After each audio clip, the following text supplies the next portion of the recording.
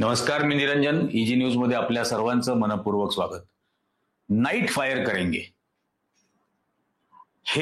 हा डायलॉग नाहीये.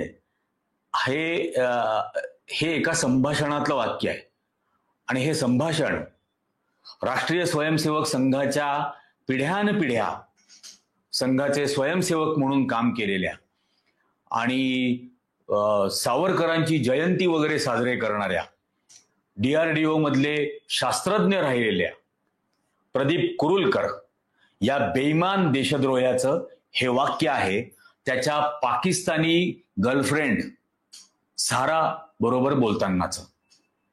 आता या नाईट फायर करेंगे याचे काय काय अर्थ होतात हे ज्यांनी लावावे. या देशद्रोही संघोट्या प्रदीप कुरुलकरचं संभाषण समोर आलेलं आहे. व्हॉट्सअपवरती जे चॅटिंग चालायचं आपल्याला सर्वांना माहिती आहे. प्रदीप कुरुलकर हा DRDO मधला शास्त्रज्ञ होता, RSSचा होता. RSSच्या कार्यक्रमांमधले RSSच्या गणवेशातले त्याचे फोटो आहेत, मुद्दाम तोच लावलाय. आणखीन एक फोटो आहे सावरकरांच्या जयंतीच्या दिवशीचा आणि भारताच्या शस्त्रसिद्धतेबद्दल माहिती देताना प्रदीप कुरुलकर तर ते भाषण इथं देत होते, ते पाकिस्तानला सुद्धा सांगत होते. आणि आपल्याला माहिती आहे गेल्या वर्षी त्या 3 मेला या प्रदीप कुरुलकरला अटक झाली. प्रदीप कुरुलकरला ATSनी अटक केल्यानंतर त्याचे जे फोन आणि लॅपटॉप जप्त केलं. त्याच्यामधून उघडकीस आलं की हा पाकिस्तानमध्ये ISIची गुप्तहेर म्हणून काम करणाऱ्या एका बाईच्या बरोबर याचे अनैतिक संबंध निर्माण झालेले होते. तिला तो काही वेळेला परदेशात भेटायला सुद्धा गेलेला होता, दुसऱ्या देशांमध्ये. तिच्याबरोबर त्याचं रेग्युलर व्हॉट्सअपवरती संभाषण असायचं. त्या गुप्तहेर पाकिस्तानच्या बाईनी त्याला सांगितलेलं तिचं नाव हे झारा दासगुप्ता असं होतं आणि तिच्याबरोबर त्याचे संबंध निर्माण झालेले होते. या RSSच्या प्रदीप कुरुलकरचे पाकिस्तानच्या बाईबरोबर अनैतिक संबंध निर्माण झाले होते. तिच्याबरोबर तो चर्चा करायचा होता आणि हे चर्चा करत असताना ATSनी पुण्याच्या कोर्टामध्ये 1837 पानांचं चार्जशीट व्हॉट्सअप चॅट जोडलेलं आहे. 1837 पानांचं व्हॉट्सअप चॅट जोडलेलं आहे. म्हणजे हा अहोरात्र बहुतेक तिच्याशी बोलत होता. आता 10 फेब्रुवारी 2022 ते 24 फेब्रुवारी 2023, 10 जून 2022 ते 24 फेब्रुवारी 2023 या काळामध्ये त्यांनी तिच्याबरोबर अनेक वेळेला चॅट केलं होतं. काही वेळेला तो बाहेर बोलायला तिच्याशी गेला होता. त्याला ऑफिशियल सिक्रेट ऍक्ट्स मध्ये त्याला अटक केलेलं होतं. 19 ऑक्टोबर ते 28 ऑक्टोबर 2022 या काळामध्ये त्या दोघांमध्ये ब्रह्मोस क्षेपणास्त्राबद्दल चर्चा झाली. म्हणजे भारताने जे रशियाच्या मदतीने बनवलेलं सुपरसॉनिक हे मिसाईल आहे ब्रह्मोस नावाचं, त्याच्याबद्दल प्रदीप कुरुलकरनी या पाकिस्तानी गुप्तहेर असलेल्या बाईशी चर्चा केली. आणि RSSच्या प्रदीप कुरुलकरनी पाकिस्तानच्या या गुप्तहेर असलेल्या झारा नाव सांगितलेल्या बाईबरोबर तिच्याबरोबर चॅटिंग केलं. त्यात तिने त्याला विचारलं की ते सर्वात विध्वंसक असं ब्रह्मोस सुद्धा तूच बनवलंयस का बेब. ही झारा त्याला विचारते, बेब ते ब्रह्मोस क्षेपणास्त्र सुद्धा तू बनवलंय का बेब. त्याच्यावरती हा कुरुलकर RSSचा तिला उत्तर देतो की माझ्याकडे ब्रह्मोसच्या सर्व प्रकारांचे 186 पानांचे रिपोर्ट्स आहेत. मी त्यांची कॉपी व्हॉट्सअपवर तुला पाठवू शकत नाही कारण ते गोपनीय आहेत, पण मी ते ट्रेस करून तयार ठेवतो. तू इथे आलीस की ते मी तुला दाखवेन असं झाराला त्यांनी सांगितलं. ब्रह्मोसच्या व्यतिरिक्त कुरुलकर, RSSचा कुरुलकर आणि पाकिस्तानची गुप्तहेर झारा यांच्यामध्ये अग्नि 6, अग्नि 6, रुस्तम, सॅम, UCV आणि DRDOच्या इतर ड्रोन प्रोजेक्ट्स बद्दल सुद्धा त्यांची चर्चा झाली. Quadcopter, DRDO duty chart, meteor missile, Rafale, Akash missile, DRDOला लागणारं साहित्य पुरवणाऱ्या आणि भारतीय लष्कराला रोबोटिक्स इक्विपमेंट पुरवणाऱ्या एका कंपनीच्या पदाधिकाऱ्याचा सुद्धा उल्लेख RSSच्या प्रदीप कुरुलकरांनी पाकिस्तानच्या गुप्तहेर असलेल्या झारा बरोबर या चॅटमध्ये केलेला आहे. त्यात प्रदीप कुरुलकर यांनी झाराचा नंबर त्यांच्या फोनमध्ये हॅपी मॉर्निंग असा सेव्ह केला होता. Happy morning. आणि हॅपी मॉर्निंग हा तिचा नावाचा नंबर त्या RSSच्या प्रदीप कुरुलकरनी सेव्ह केला होता आणि ती याला बेब म्हणायची. बेब प्रदीप कुरुलकर. आता याच्यामध्ये याच्या व्यतिरिक्त त्यांनी DRDOच्या 2 इतर शास्त्रज्ञांची पण नावं कळवली होती. त्याच कुरुलकरला, RSSच्या कुरुलकरला झारानी अग्नी 6 क्षेपणास्त्राच्या प्रक्षेपक जो आहे त्याच्याबद्दल सुद्धा चर्चा त्यांनी केली होती. आणि त्याच्याबद्दल लॉन्चर, मिसाईल लॉन्चर जो असतो त्या लॉन्चर बद्दल त्या दोघांनी चर्चा केली. आणि त्यात हा RSSचा प्रदीप कुरुलकर या पाकिस्तानच्या गुप्तहेर असलेल्या झाराला असं म्हटला की या क्षेपणास्त्राच्या लॉन्चरचं डिझाईन मी तयार केलेलं आहे, ते प्रचंड यशस्वी झालेलं आहे असं कुरुलकरनी झाराला सांगितलं. त्याच्यावर तिने त्याला विचारलं की हे अग्नी 6 हे कधी लॉन्च केलं जाईल. त्याच्यावरती त्यांनी तिला उत्तर दिलं, RSSच्या प्रदीप कुरुलकरनी पाकिस्तानच्या झारा या गुप्तहेर असलेल्या बाईला जिच्या हनी ट्रॅपमध्ये हा अडकला होता तिला त्यांनी सांगितलं की नाईट फायर करेंगे, थोडा धीरज रखो. आता हे भारी आहे ना संभाषण. आणि आता ती ज्योती मिश्रा पकडली युट्यूबर. ही ज्योती पाकिस्तानच्या एम्बसीमध्ये दिल्लीत काम करणाऱ्या एका माणसाबरोबर तिने त्याच्याबरोबर संबंध स्थापन केले.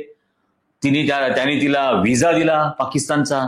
मग व्हिसा क्रॉस घेतल्यानंतर, पाकिस्तानचा व्हिसा मिळाल्यानंतर वाघा बॉर्डर ज्या वेळेला हिने क्रॉस केलं त्यावेळेला वाघा बॉर्डर क्रॉस करत असताना तिथं असलेल्या BSFच्या जवानाला पासपोर्ट दाखवताना ही ज्योती त्याला काय म्हणाली ऐका. पासपोर्ट हाथ में और अपना चलेंगे अभी. हाँ जी सर, चलेंगे अभी यहाँ से. BSF security clear, Haryana BJP चाहिए हमारे को तो. चलो जी, तो ये हो गया भाई अपना इंडिया का बॉर्डर क्रॉस. ही त्याला सांगतेय हरियाणा बीजेपीची मी आहे. आता त्या BSFच्या जवानाला काय घेणं देणं. तू हरियाणा बीजेपीची आहे का अंदमान निकोबार बीजेपीची आहे, नाही तर आणखीन कुठली का असे ना. पासपोर्ट दाखव, पासपोर्ट व्हॅलिड असेल तर जा, व्हिसा असेल तर जा. पण ही त्याला सांगते आवर्जून की हरियाणा बीजेपीची आहे. तिथंही ती धौस दाखवते, रुबाब दाखवते तिचा भाजपचा. आणि मग ती ज्योती मिश्रा तिकडे जाते पाकिस्तानात. मग पाकिस्तानात तिच्या बैठका त्यांच्याबरोबर होतात. त्यानंतर ती चीनला जाते. चीनला ती लक्झरी विमानातून जाते. चीनमधल्या लक्झरी क्लास, बिझनेस क्लासमधून जाते. बिझनेस क्लासमध्ये गेल्यानंतर चीनमध्ये ती वेगवेगळ्या ज्वेलरी आणि डायमंडच्या शोरूम्सला भेट देते, जिथं शॉपिंग बिपिंग करते. ही ज्योती मिश्रा भाजपची. याच्या आधी भोपाळमध्ये जे पदाधिकारी पकडले गेले ते सुद्धा भाजपचे आणि भाजपच्या इतर संस्थांचे, अभाविप वगैरे यांचे ते पदाधिकारी निघाले जे ISI साठी स्पाईंग करत होते. आणि हे नालायक भाजप आणि RSSची लोक या देशात देशभक्ती कोणाला सिद्ध करायला लावतात. या देशामध्ये देशभक्ती सिद्ध करायला तुम्ही लावता मुस्लिम समाजाच्या लोकांना.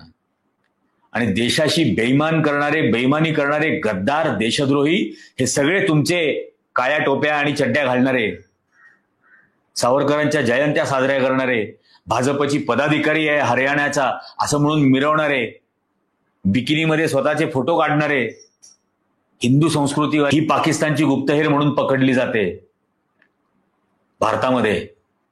हा प्रदीप कुरुलकर हा हॅपी मॉर्निंग तिला म्हणतो आणि ती याला बेब म्हणते. लाजा आणि शरम खरं कोणाला वाटायला हवी. देशद्रोही कोण आहे हे वारंवार 100 वर्ष झाली सिद्ध होत आहे. 100 वर्षापासून सिद्ध होत आहे. बेईमान, इंग्रजांची मदत करणारे, नंतर पाकिस्तानची मदत करणारे, ISIची मदत करणारे, पाकिस्तानला न बोलावता जाऊन मिठ्या मारणारे, त्यांच्या बिर्याण्या खाणारे, तो वेद प्रताप वैदिक हा नॉन बायोलॉजिकल प्राणी पंतप्रधान झाल्याबरोबर हा वेदप्रताप वैदिक हा लाहोरला गेला आणि हाफिज सईद बरोबर भेटला. त्या मसूद अझहरला सुखरूप कंदहार पर्यंत पोहोचवणारे कोण होते? जसवंत सिंग, भाजपचेच होते ना मंत्री. ते IC 814 अमृतसरला उतरलेला असताना कारवाई नकार देणारे, कारवाईला संरक्षण मंत्री जॉर्ज फर्नांडिस आणि गृहमंत्री लालकृष्ण अडवाणीच होते ना. कराचीहून भारतात आलेले लालकृष्ण अडवाणी. जिनाच्या कबरीवरती चादर चढवून जिना सेक्युलर होते असं सर्टिफिकेट वाटणारे लालकृष्ण अडवाणीच होते ना. भारतातल्या एकाही सरकारनी तिबेट हे स्वतंत्र राष्ट्र आहे याला मान्यता दिली नव्हती. अटल बिहारी वाजपेयी पंतप्रधान असताना अटल बिहारी वाजपेयींनी तिबेट हा चीनचा भाग आहे हे मान्य करून टाकलं. चीननी एवढी सगळी जमीन बळकावली भारताची, जवळजवळ 4000 चौरस किलोमीटर. चीनला क्लीन चिट देणारे कोण होते? टीव्हीवरती येऊन क्लीन चिट देणारे नॉन बायोलॉजिकल प्राणी. यांनी चीनला क्लीन चिट दिली. या टर्कीबद्दल एवढी बोंब करतात सगळे भाजपवाले आणि अर्णब गोस्वामी सारखे पत्रकार सुद्धा. चीनबद्दल का नाही बोलत? टर्किश एअरलाईनवर बॅन आणा आणि हे करा ते करा ते करा सगळं चाललेलं आहे, कारण टर्कीनी पाकिस्तानची पाठिंबा दिला म्हणून. चीननी तर विमानं दिली, मिसाईल्स दिले, रडार दिले. का चीनच्या विरोधामध्ये बोलायला तयार नाही? मुख्यमंत्री असताना हा नॉन बायोलॉजिकल प्राणी 17 वेळा गेला ना चीनला. 17 वेळा. भारतामध्ये शी जिनपिंगला झोपाळ्यावरती कोणी झुले दिले? अहमदाबादमध्ये कुठल्या पंतप्रधानांनी आजपर्यंत हे केलं होतं? हे या नॉन बायोलॉजिकल प्राण्यांनी केलं. पाकिस्तानला ऑपरेशन सिंदूरची माहिती ऑपरेशन सिंदूर होण्याच्या आधीच कोणी कळवली? याच सरकारच्या परराष्ट्र मंत्र्यांनी कळवली. आणि देशभक्ती तुम्ही देशभरातल्या मुसलमानांना सिद्ध करायला लावता. सगळे बेईमान भरलेले तिथं, प्रदीप कुरुलकर पासून ज्योती मिश्रा पर्यंत.